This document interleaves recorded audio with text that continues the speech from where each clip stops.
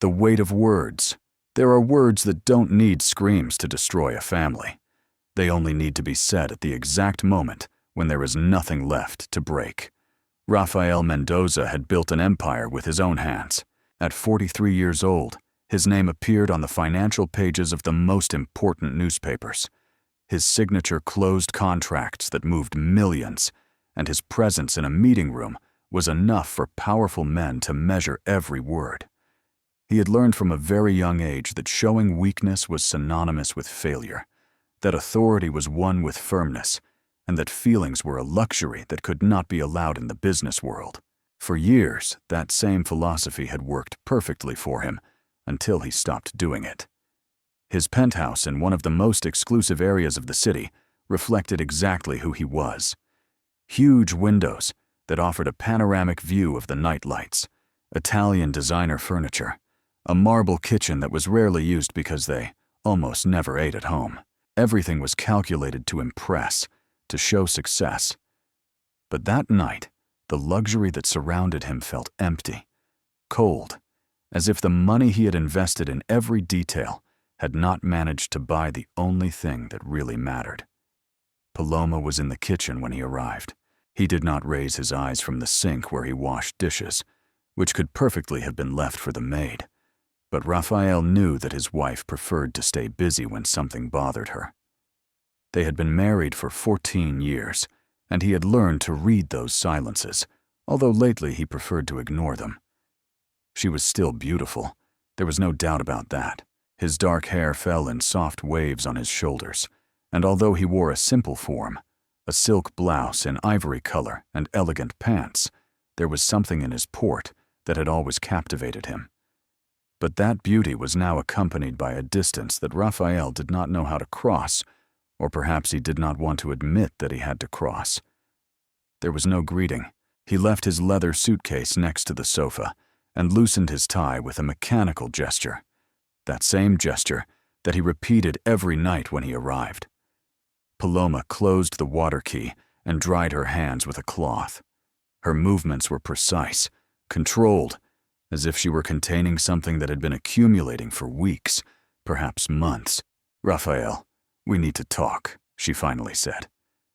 Her voice was soft but firm, the tone of someone who had already rehearsed those words too many times in silence. He drank a whiskey without looking at her. The sound of ice hitting the glass filled the space between them. "Now, no, Paloma. It was a very long day." "It's always a very long day," she replied. And this time, there was something different in his expression, something that Rafael did not know how to identify immediately, but that caused a stabbing discomfort in his chest. "The children waited for you to have dinner again. Mateo had a presentation at school and wanted to tell you how it went. Sophia asked if you were going to go to his piano recital on Friday." Rafael drank a long sip of his whiskey. "We already talked about this. My job is what gives them everything they have. We don't ask for all this, Rafael. We ask that you be present." "I am present," he replied, and his voice rose in volume without being able to control it. "I pay for this house. I pay for his private schools, his piano lessons, his vacations, everything. But it's never enough for you, right?" Paloma looked at him fixedly, and for the first time in a long time, Rafael saw something break in his dark eyes. It was not anger or reproach. It was something much worse. It was resignation. "You are right," she said in a low voice. "It is never enough, because what we need cannot be bought." The silence that followed was dense, loaded with all the arguments they had had before, all the nights when he had arrived late, all the broken promises disguised as business meetings. Rafael squeezed the glass so hard that his knuckles turned white. "I don't know what else you want from me," he finally said. His voice sounded tired, defeated in a way that rarely allowed it to be noticed. "I work 14 hours a day to give them a good life, so that they don't lack anything. We lack everything, Rafael. We lack you." He left the glass on the center table with more force than necessary. Paloma took a step back instinctively, not out of physical fear, but because of the emotional explosion he felt coming. Raphael passed a hand through his perfectly combed hair, undoing the order he maintained during the important meetings. And in that gesture, there was a vulnerability that he hated to show. "I'm tired," Paloma said, and her voice came out broken, almost like a confession. "I'm tired that nothing I do is enough.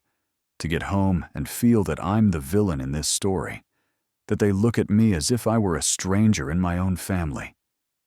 Paloma opened her mouth to answer, but he didn't finish. "I'm tired of you." The words came out before I could stop them, before I could measure their weight, before I could see the damage they were going to cause. They were just 4 words, said without shouting, almost in an exhausted whisper. But they fell into each other like an irrevocable sentence. Paloma was completely still. He didn't cry. He didn't scream. He didn't try to defend himself. He just looked at him with an expression that Raphael would never forget. A mixture of pain, understanding, and something that looked dangerously like a farewell. "It's okay," she finally said. Her voice was barely audible. I understood. Raphael felt that something was wrong, that he had crossed an invisible line, but his pride prevented him from retracting. Instead, he took his briefcase and went to the studio. He needed space. He needed not to see that expression on his wife's face. When he closed the door behind him, he didn't hear footsteps following him or voices calling him. He only heard the most absolute silence he had ever experienced in his life. A silence that, in some way, sounded final. On the other side of the door, Paloma stood in the middle of the room, surrounded by luxury and solitude. Slowly, he took a hand to his chest, as if trying to contain something that had already broken.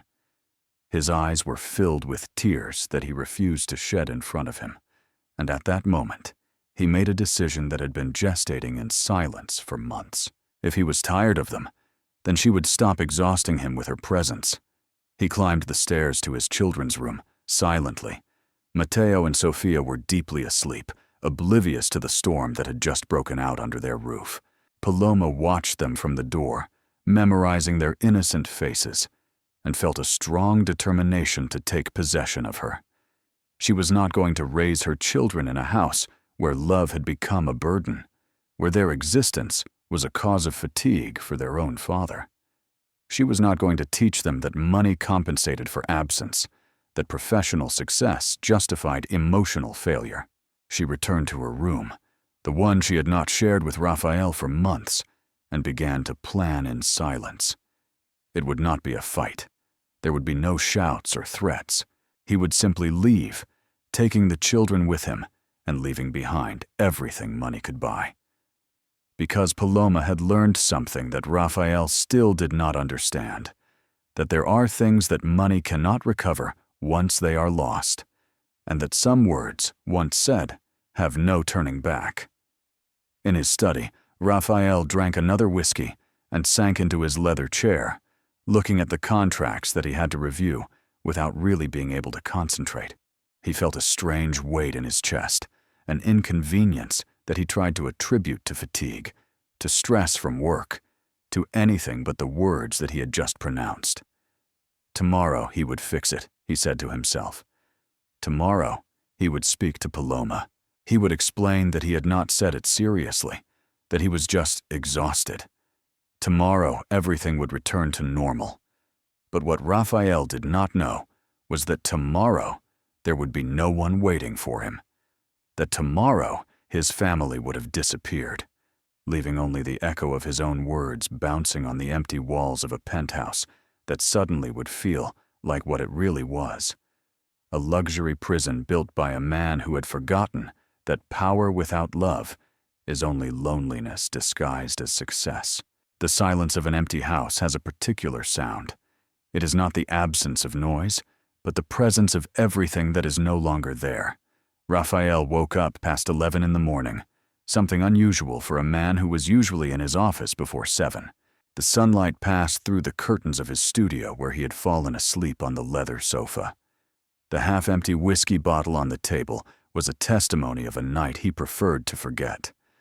His head ached, and his mouth was dry, But beyond the physical hangover, there was something else, a feeling of uneasiness that he could not identify.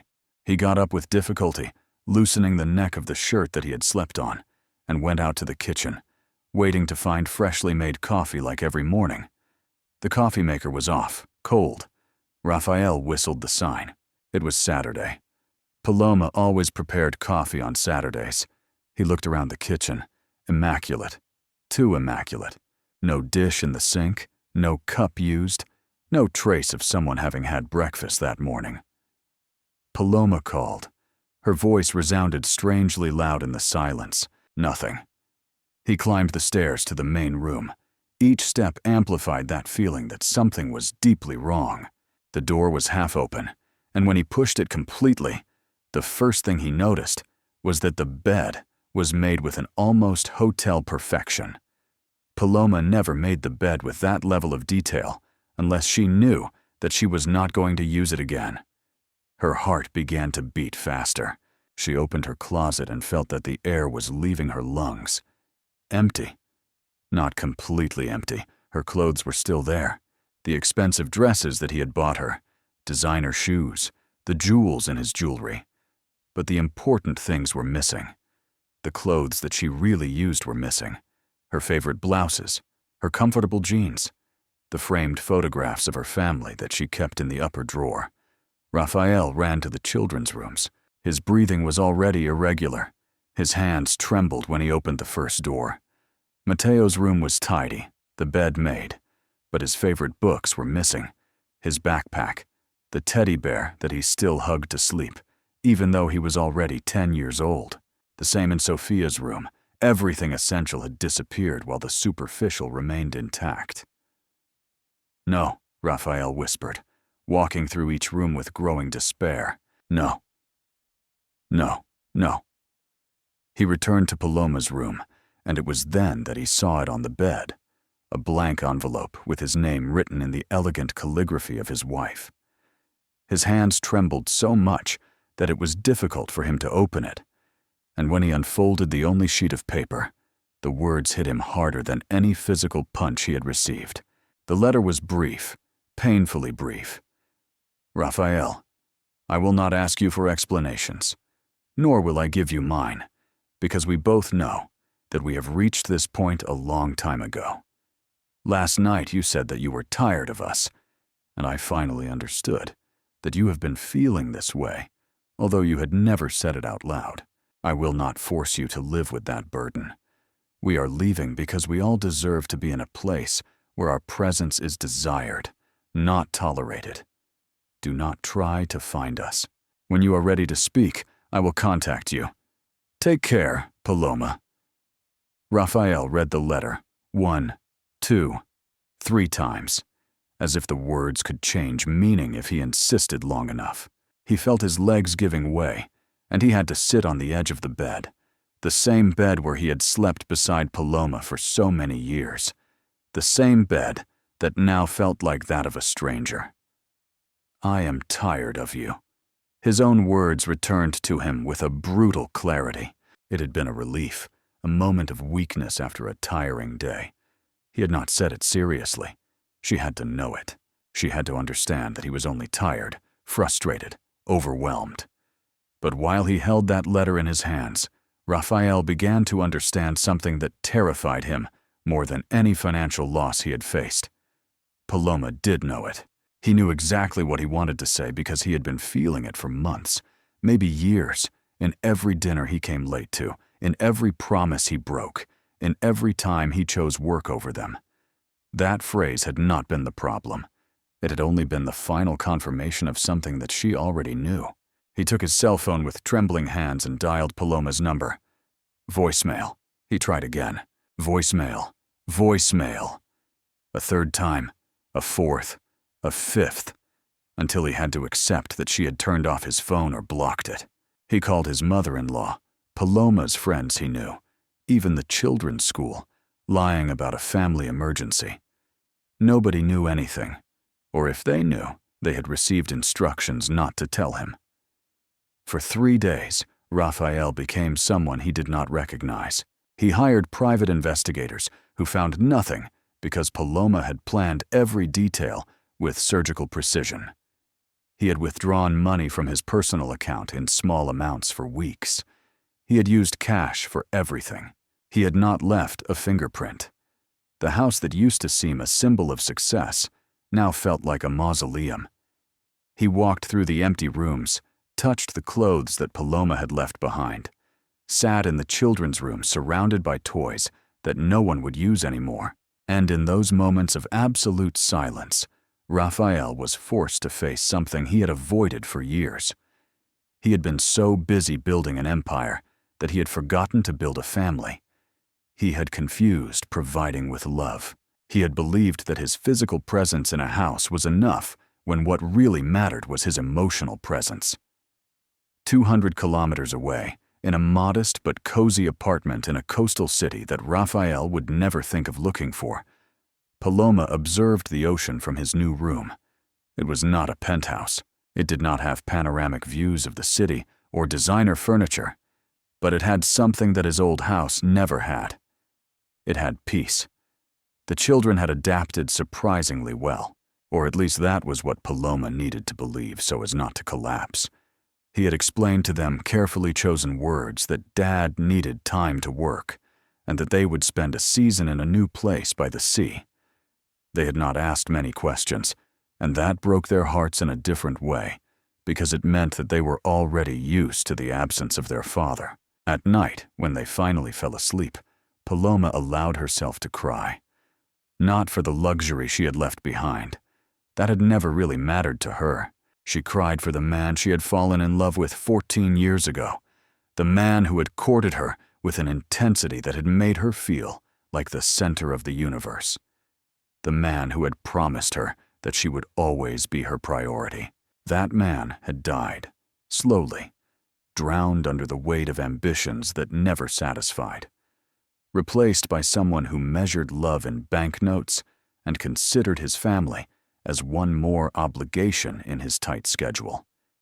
He had left his phone off, stored in a drawer, resisting the temptation to turn it on and see how many times Raphael had tried to call her, because she knew her husband. She knew he would try to fix this as he fixed everything else. With money, with promises he would not keep, with logical arguments that would completely ignore the emotional damage he had caused. But Paloma no longer wanted promises. She wanted actions. And above all, she wanted to protect her children from growing up thinking that it was normal to be treated as a burden, that it was acceptable, that work was always more important than the people you love. One afternoon, while organizing the few books she had brought, she found a photograph she had accidentally kept among the pages of a novel. It was of her wedding. Raphael and her, smiling in front of the altar, their eyes full of promises and future. They looked so young, so hopeful, so distant from the pain that awaited them. Paloma traced Raphael's face with her finger in the photograph, that face that she had loved for so many years, that she had kissed in the mornings before he went to work, that she had searched in crowds because only his presence made her feel complete. "I loved you so much," she whispered to the image, "and I still love you, but I can no longer continue to love someone who sees us as an obstacle." She kept the photograph in the deepest drawer of her room, together with the phone off, and all the hopes that she ever had that Raphael would wake up and remember what really mattered. Back in the city, Raphael had stopped going to the office. His partners called him worried. There were important meetings that could not be missed, contracts that required his signature, decisions that only he could make. But for the first time in his life, Raphael discovered that he did not care. None of that mattered if he returned to an empty house. He found himself doing things that he had never done before, preparing his own coffee, learning that Paloma did it with 2 tablespoons of sugar and a touch of cinnamon, trying to cook and burning everything because he had never paid attention when she did it, sitting on the couch at 8 o'clock at night, the time when Paloma usually lay down with the children, listening to the silence where there used to be laughter and voices. One night he found one of Sophia's sketchbooks forgotten under the couch. He opened it with trembling hands, and what he saw completely destroyed it. page after page of drawings of his family: Dad, Mom, Matteo, and her. But in each drawing, the figure of the father was always far away, always behind, always separated from the rest. That was how his 8-year-old daughter saw him, as someone who was physically present, but emotionally absent, as someone who never looked at them. Raphael closed the notebook and pressed it against his chest. The tears he had held for days finally burst out uncontrollably. He cried as he had not cried since he was a child. He cried for everything he had lost, for everything he never valued when he had it, for the family he had destroyed with his own pride and his inability to see beyond his next professional achievement. But above all, he cried because he finally understood something terrible and liberating at the same time. What did this pain deserve? That he had chosen each day that led to this moment, and that now, only now that everything had disappeared, he was ready to admit that he had made the biggest mistake of his life. Before continuing, I want to ask you something beautiful. From where are you listening to us? I would love to know. If this story is touching your heart, leave me a comment below telling me what you think. I personally read every comment you leave, and I answer you. Because just as Raphael is learning that presence matters, for me it also matters to know that you are there. And if you are liking this story, give me a like. It helps me a lot to keep bringing you content that reaches directly to the soul. Now, let's continue with what will happen after this devastating revelation. There is an abysmal difference between regretting something and being willing to change for it. And Raphael was about to discover what it was. 3 months had passed since Paloma and the children disappeared from his life. 3 months in which Raphael had learned more about himself than in the previous 43 years. The city was still revolving around him. Businesses continued. Meetings took place. But he was no longer the same man who had built that empire. His main partner, Javier Morales, had called him to an urgent meeting in the central offices. Raphael arrived 20 minutes late, something unthinkable for him a few months ago. And when he entered the meeting room, he found Javier accompanied by 3 other members of the board. None of them smiled. "Raphael, we have to talk about the Santander project." Javier started sliding a folder on the table. "We lost the contract. They left with the competition." Raphael took the folder without opening it. "I know." "You know?" Javier's voice rose in tone. "You know that we just lost 15 million, and all you say is that you know?" Raphael laid down in his chair, observing the men who looked at him with a mixture of frustration and concern. 3 months ago, he would have exploded.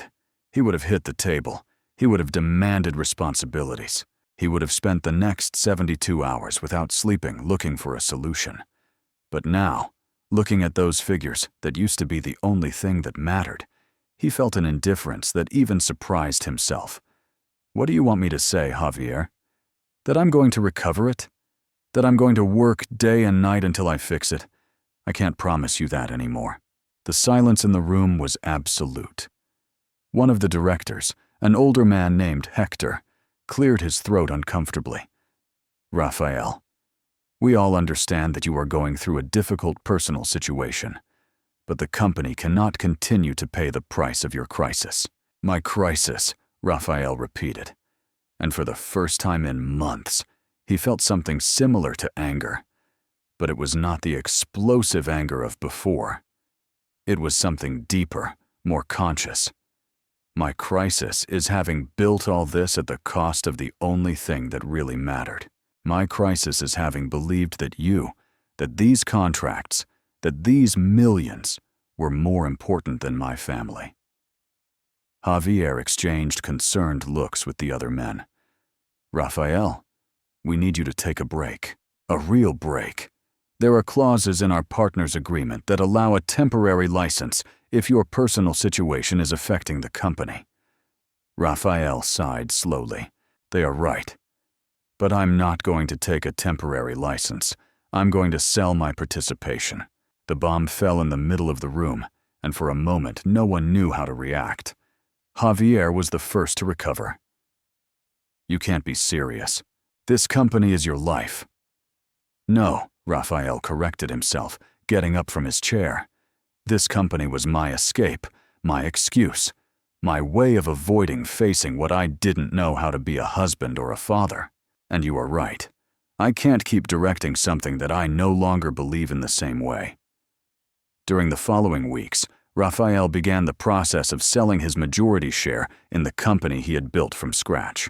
His colleagues thought he was having a nervous breakdown. His competitors celebrated in private, and the financial media speculated about his fall. But Rafael discovered something liberating in getting rid of everything that he had believed was essential. With the money from the sale, the first thing he did was to establish fiduciary funds for his children, accounts that he could not touch and that would guarantee his education and future no matter what happened. Then he sold the penthouse that had witnessed the end of his marriage. Every square meter of that place reminded him of his failure, and he could not continue living in a monument to his destroyed pride. He moved to a more modest apartment, not because money was a problem, but because he needed to learn how to live in a different way. He needed to understand what the lives of normal people were like, those who did not solve everything with money, those who cooked their own meals and washed their own clothes and found value in things that could not be bought.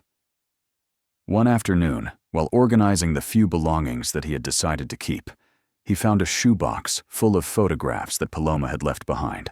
They were family photos that he barely remembered because he had never been present when they were taken. Birthdays, recitals, school graduations. In some he appeared, always in the background, always with the phone in his hand, always with that expression of being physically present, but mentally absent. There was a particular photo that struck him especially hard. It was of Sophia's 5th birthday. Paloma had organized a party in the garden. There were colored balloons and a table full of cakes. In the photo, Sophia blew the candles with her eyes closed and her hands together, probably asking for a wish. Next to her, Paloma looked at her with so much love that it was almost palpable, and he, Rafael, was at the bottom of the image checking his phone, completely oblivious to that perfect moment that would never return. He wondered what his daughter wanted that day. He wondered how many wishes he had asked to include his father being more present. He wondered when he had stopped being the hero of his children to become a stranger who only showed up to sign checks. Rafael began going to therapy, something he had previously considered a waste of time or a sign of weakness. His therapist, a serene woman named Dr. Ramirez, did not judge him or comfort him. He simply forced him to face truths he had avoided all his life. In a particularly difficult session, she asked him, "What scares you more, Rafael? That Paloma won't forgive you? Or that she will forgive you, and you discover that you don't know how to be the man she needs?" Rafael remained silent for several minutes. "Both things," he finally admitted. "I'm afraid she will give me another chance, and I'll fail again. I'm afraid that everything I am is not enough." And what if I told you that it's not about being enough, but about being willing to learn? Would that change something? That question haunted him for days. Rafael began to do things he had never done. He took cooking classes, not because he needed to learn to cook to survive, but because he wanted to be able to prepare Paloma's favorite dishes if he ever had the chance. He began to read the books his wife used to recommend, and that he had always ignored. He visited the places she loved, art museums, small bookstores, hidden cafes where the best cappuccino in town was served. He was learning who Paloma was beyond being his wife. He was discovering the woman he had fallen in love with, and then had taken for granted. 5 months after the separation, Rafael received a letter. It didn't come by certified mail or special courier. It simply appeared one day in his mailbox, a white envelope with Paloma's familiar calligraphy that still made his heart beat faster. With trembling hands, he opened it. "Rafael, I've been thinking a lot about us, about what we were and what we became. I am not writing to forgive you or to ask you to return. I am writing because the children ask for you, and because, despite everything, I believe they deserve to have a father. But not the father you were, but the father you could be if you are really willing to change. If you want to try, if you really want to be part of their lives in a real and present way, we can talk, but I need you to understand that there will be no second chances after this. There will be no empty promises or temporary changes. Either you really change, or it is better that we continue without you. If you are ready for that conversation, you can call me. My number is still the same. Paloma. Raphael read the letter again and again until the words were blurred by the tears falling on the paper. It was a half-open door, not an invitation to return, as if nothing had happened, but an opportunity to demonstrate that the man he was now was not the same one who had pronounced those devastating words 5 months ago. That night, Raphael did not call, not because he didn't want to, but because he had finally learned something important. That real love requires more than words and promises. It requires sustained actions, deep changes, humility to admit mistakes, and courage to be vulnerable. He spent the next 3 days preparing. He wrote a list of everything he had learned in those months, not to show it to Paloma, but to remind himself who he wanted to be. He contacted a lawyer specializing in family law, not to fight for custody, but to understand how he could be the best father possible within the circumstances Paloma considered appropriate. And when he finally dialed that number, he knew by heart. When he heard Paloma's voice on the other end of the line after months of silence, Raphael discovered that he did not have a prepared speech or grand promises to make. He only had 3 words that came from the depths of his transformed being. I'm ready, Paloma. I'm ready to listen, to learn, to be the man our family needs. I don't ask you to trust me yet.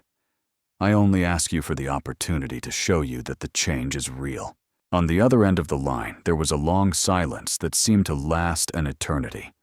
And then, in a low but clear voice, Paloma answered. Come on, Saturday. There is a cafe in the port. It's called Mar Adentro. I'm going to send you the address. Let's talk. Just the 2 of us. And let's see if you're really ready for what this means.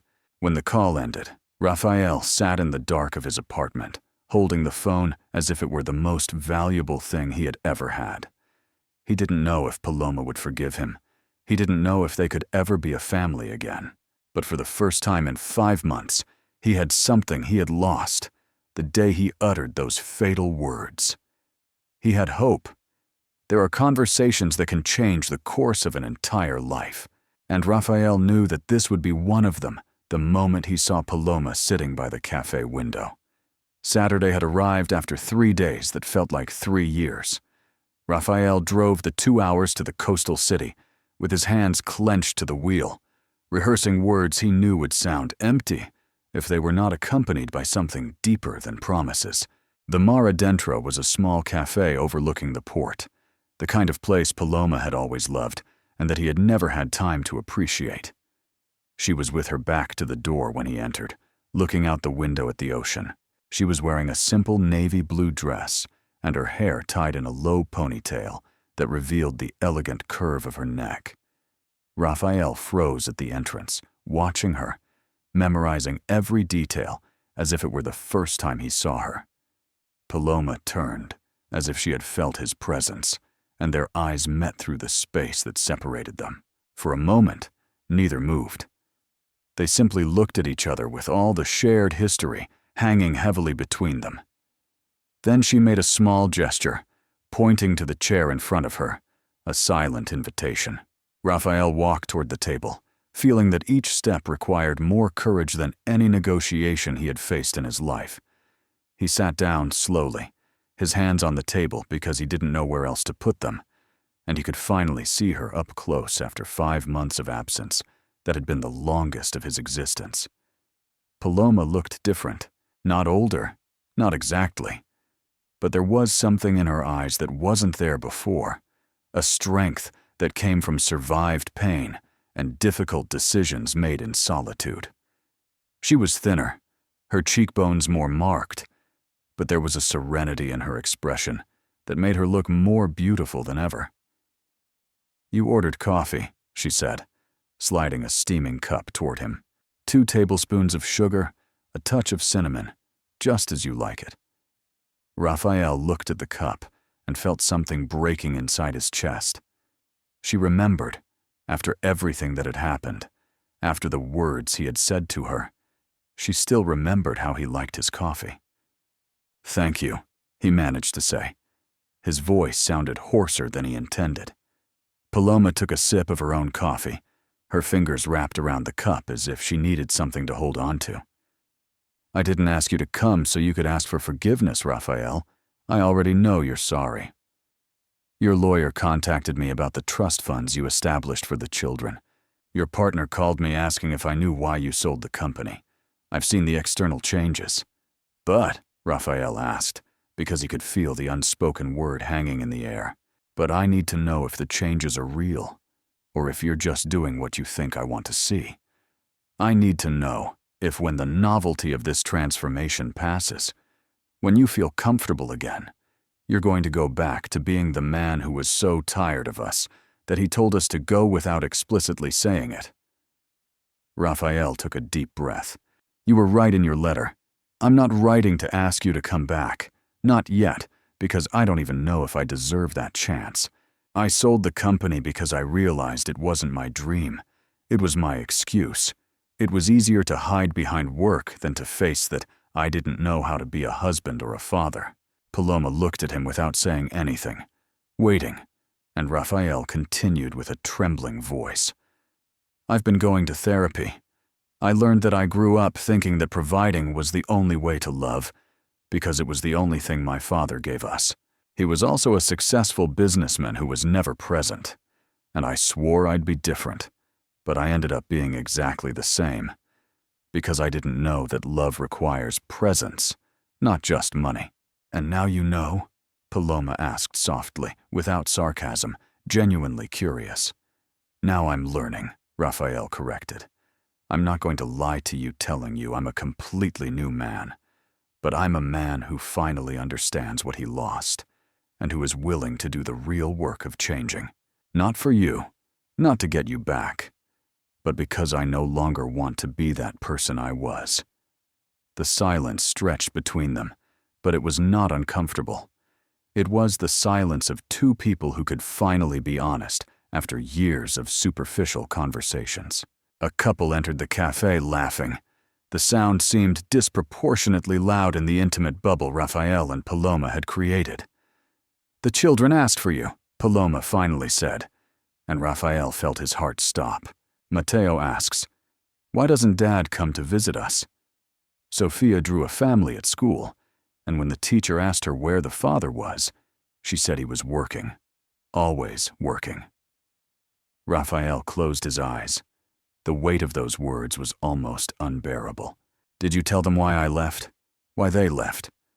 "I told them that Mom and Dad needed separate times, that sometimes adults need to discover important things about themselves before they can be together. I didn't lie to them, but I didn't tell them that their father had forgotten how to love his family either. I never forgot." Raphael's voice broke. "I just didn't know how to show it in the right way." Paloma wiped away a tear that had escaped her cheek. "Do you know when I knew we had a real problem, Raphael? It wasn't when you started arriving late every night. It wasn't when you canceled Mateo's 10th birthday for a meeting. It was the day Sophia had her first piano recital." Raphael vaguely remembered that day. He had promised to go, but something came up at the office. "You arrived 15 minutes before it ended," Paloma continued. Her voice was trembling, but she remained firm. "Sophia had played a piece she had practiced for months. When she finished, she looked for your face in the audience, and you weren't there. I saw her smile fade. When you finally arrived, she had already put away her instrument and was sitting alone in a corner. You came up, asked her how she did, and she just said fine. You didn't even notice she had been crying. I didn't. Raphael stopped, unable to find an excuse because there was none that mattered. That day, I decided that if you didn't change, I'd have to leave. Not for me, but for them. Because I didn't want them growing up thinking that being invisible to the people who supposedly love you is normal. I spent 2 years waiting for you to wake up, giving you chances you never asked for, forgiving you, absences you never justified. And then you said those words, and I knew you'd been feeling that all along. Paloma, Raphael started, but she raised a hand. Let me finish. You need to hear this. That night when you said you were tired of us, it didn't break my heart because it was cruel. It broke me because it was the first time you were completely honest with me in years. And I understood that we had been living a lie, that you had been holding on to a life you didn't want, and we had been begging for love from someone who saw us as an obligation. It was never like that. Raphael reached his hand across the table, stopping inches from hers. You guys were never an obligation. You were my family, my home, my everything. But I was so lost in proving I could be successful, in proving to my father's ghost that I could build something bigger than him, that I forgot why I was building all that in the first place. Paloma looked at his outstretched hand, but she didn't take it. And now, what do you want, Raphael? What do you expect from this conversation? Raphael withdrew his hand slowly. I want to be part of their lives in a real way. I don't want to be the father who shows up on weekends with expensive gifts to make up for his absence. I want to be at the recitals, in the homework, in the boring, everyday moments that are the ones that really matter. And as for us, he swallowed. I'm not going to ask you to come back with me because I know I haven't earned it. But I want the chance to show you that the man you left 5 months ago no longer exists. Paloma studied him for a long moment, her dark eyes searching for signs of sincerity or manipulation. Raphael stayed still, letting her see him completely, without defenses or masks. Finally, she spoke. I'm going to give you a chance, but with very specific conditions. You can see the children, but we'll start slow. Video calls first, then supervised visits, and if all goes well, eventually time alone with them. But at the first sign that you're going back to your old patterns, at the first time you let them down, or that you put something above them, it's over. Do you understand? I understand, said Raphael, and for the first time in months, he felt something like hope blooming in his chest. And as for us, Paloma continued, her voice softer now, I don't know if there's an us yet. I've spent these months healing, learning to be myself, without being constantly worried about your absence, or waiting for you to appear. I don't know if I can trust you that way again. I'm not asking you to, Raphael said quickly. I only ask that you let me show you that I can be the man they need, that they deserve. If at the end of that path you decide there's no way to rebuild ours, I'll accept it. But I want to try, Paloma. I want to fight for this family in a way I never fought before. Paloma nodded slowly, took out her phone, and showed him a photo. It was of Matteo and Sofia at the beach, building a sandcastle, smiling at the camera, with that carefree joy of childhood. They deserve a father who is present, and I deserve a partner who chooses me every day, not just when it's convenient. Raphael looked at the photo and felt tears finally escaping his eyes. He didn't wipe them. He didn't hide them. For the first time in his adult life, he allowed someone to see him cry, to see the pain and regret he was carrying. I'm going to choose them, he whispered, every day, in the big things and in the small things. I promise. Paloma finally touched his hand only for a moment, a brief touch that carried the weight of years of love and pain. Don't make me promises, Raphael. Just show me. When they left the cafe an hour later, they didn't hug or kiss. They simply walked together toward their cars, separate but not completely distant. Two people who had loved, lost, and now had the fragile of opportunities to find the way back to each other. And as Raphael drove back to the city, he felt something he hadn't felt in a long time. He felt that, for the first time in years, he was exactly where he needed to be, doing exactly what he had to do. The path would be long and painful, but he was finally walking in the right direction. Real transformation is not measured in grand gestures, but in the silent accumulation of days in which we choose to be different. And Raphael had been accumulating those days for 2 full years. 2 years since that meeting at the Mar Adentro Cafe. 2 years of rebuilding trust, brick by brick, of demonstrating with actions what words could never repair. Raphael had followed every condition Paloma had established, appearing consistently, fulfilling every promise, demonstrating that the change was not temporary, but permanent. Therapy had become part of his life, not something he did to get his family back, but something he did to become the man he wanted to be. He had learned to name his emotions, to recognize destructive patterns before repeating them, to ask for help when he needed it, instead of drowning in loneliness and whiskey. He had sold everything that represented his previous life, the empty penthouse, the investments that only served to accumulate money he would never need. With part of the money, he had established educational foundations, scholarships for children of single-parent families, as a way to turn his pain into something useful for others. Now he lived in a modest apartment facing the sea, only 20 minutes from where Paloma had rebuilt her life. It had been no coincidence to move to that coastal city. It had been a silent statement that his priority had changed completely. Raphael had learned to cook, not just to survive, but because Paloma once mentioned she missed her grandmother's home-cooked meals. He had taken pottery classes because she collected artisanal pieces. He had read every book she recommended, visited every art exhibition she mentioned, not to impress her, but to understand the world she inhabited when he wasn't looking.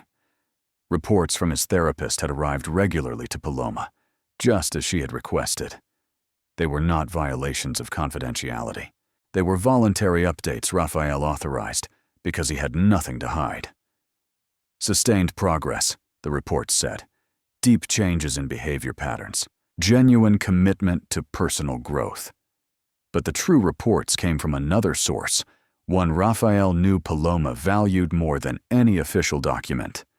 They came from the people who had seen him relate to his family consistently for 2 full years, without failure, without relapse, without excuses. This morning, Raphael was walking along the beach that had become his morning ritual. The sun was just beginning to paint the horizon in oranges and pinks. And there was a peace in that simple routine that he had never experienced in his years of chasing the next $1 million contract. His phone vibrated, a message from Paloma. "I need to see you today. Can you come home at 3? Raphael read the message 3 times, looking for clues in those few words. In 2 years, Paloma had maintained clear boundaries. They saw each other regularly to coordinate family matters. They shared occasional coffees where they talked about everything but what was between them. But she had never invited him to the house, not like this, not with so much anticipation. "I'll be there," he responded. Without asking questions, she clearly wasn't ready to answer by message. The hours until 3 in the afternoon felt eternal. Raphael tried to maintain his routine. He worked now as an independent consultant, helping small family businesses grow without losing their essence. An irony that did not escape him. But his mind returned constantly to that message. When he finally arrived at the house, Paloma opened the door before he knocked. She was wearing an emerald green dress Raphael hadn't seen before. Her hair fell in natural waves over her shoulders, and there was something different in her eyes, a decision made, a truth ready to be told. "Come in," she said, stepping aside. The house was silent, Raphael noted. Normally there would be signs of family life, backpacks in the hall, background music, distant voices. But today there was a deliberate stillness. "I made coffee," Paloma said, guiding him toward the living room. 2 tablespoons of sugar, a touch of cinnamon. Raphael accepted the cup. His fingers brushed hers briefly, and that minimum contact sent electricity through his spine. Thank you. They sat on opposite ends of the sofa, a distance that had become familiar, but today felt charged with possibility. Paloma drank her coffee slowly, and Raphael waited. He had learned that pushing her never worked, that she would reach her words at her own pace. I spoke with my therapist yesterday, she began, finally. I told her, you'd been showing consistent change for 2 years. 2 years without failing once. 2 years choosing them above everything else. Raphael nodded without interrupting. She told me that at some point I'd have to make a decision, that I could keep keeping you at a distance indefinitely, protecting my heart from the possibility of being hurt again, or I could risk trusting the evidence of 2 years of sustained change. And what did you decide? Raphael asked softly. Paloma put her cup on the table and looked at him directly. I decided that I'm afraid, that a part of me will always be afraid of hearing those words again, of feeling again that I'm a burden for the man I love. But I also decided that fear cannot be the only emotion that guides my life. Raphael felt his breath stop. You showed me something I never thought possible, Paloma continued. Her voice trembled slightly. You showed me that people can really change when they're willing to do the work. Not just say they're sorry, but transform themselves completely. And that scares me, because it means I have to let go of the resentment that has protected me for 2 years. You don't have to let go of anything you're not ready for, Raphael said. I know, she replied. But I'm ready, Raphael. I'm ready to stop punishing you for the man you were and start getting to know the man you've become. I'm ready to try again. Not as we were before, but as we could be now. The words hung in the air between them, and Raphael felt hot tears rolling down his cheeks without trying to stop them. I'm not going to promise you perfection, he managed to say. I'm going to make mistakes, but I promise you I'll never stop choosing you, choosing us, every day. I know, whispered Paloma, and she moved toward him, closing the physical distance she had maintained for 2 years. I'm not forgiving you because you deserve it. I'm forgiving you because I deserve to stop carrying this weight, because our children deserve to see their parents love each other in a healthy way, because the love we once built deserves the chance to be rebuilt better. Raphael wrapped her in his arms, feeling her melt against his chest, and it was like breathing after being underwater for too long.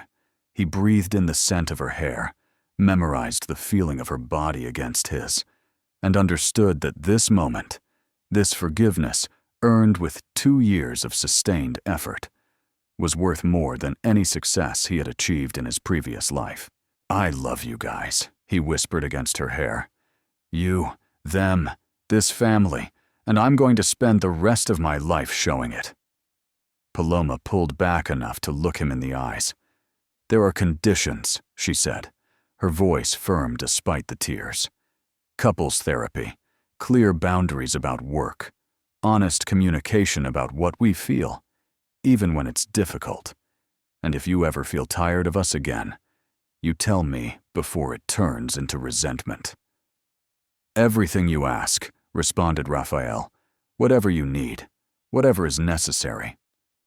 And we're not going to live together immediately, Paloma continued. We're going to take this slow, to rebuild as a couple before rebuilding as a family under the same roof. I understand. She smiled then, the first genuine smile she had given him in 2 years, and it was like seeing the sun after a long winter. But we can start with dinners together, with walks on the beach, with learning to be Raphael and Paloma again, not just the parents coordinating logistics. I'd love that, Raphael said, wiping the tears from her cheeks with his thumbs. I'd love to get to know you again, fall in love with you again, build something better than what we had. Paloma leaned toward him, her forehead resting against his, their breaths mixing in the minimal space that separated them. I'm afraid, she admitted. Me too, confessed Raphael. "But I think fear means this matters, that we're not taking for granted what we have this time." When they finally kissed, it was different from any kiss they had shared before. It wasn't the urgent passion of their first years together, nor the mechanical routine of the last times of their marriage. It was something new, something built on truth and vulnerability, and the conscious decision to choose each other, despite the past pain. They stayed on the sofa until the sun began to go down, talking about the 2 years they had spent apart, about the lessons learned, about the fears they still carried, and the hopes they dared to hold. It was the most honest conversation they had ever had in their entire relationship, and Raphael knew that that level of honesty would have to become their new normal. When it finally came time for Raphael to leave, he stayed at the door, not wanting to let go of Paloma's hand. "Tomorrow," she said softly. "Come back tomorrow and we'll cook together. I want to learn to make that recipe you mentioned, your grandmother's." "I'll be here," Raphael promised, "at whatever time you say." As he drove back to his apartment that night, Raphael didn't feel the wild euphoria of having won something. He felt something deeper, more sustainable.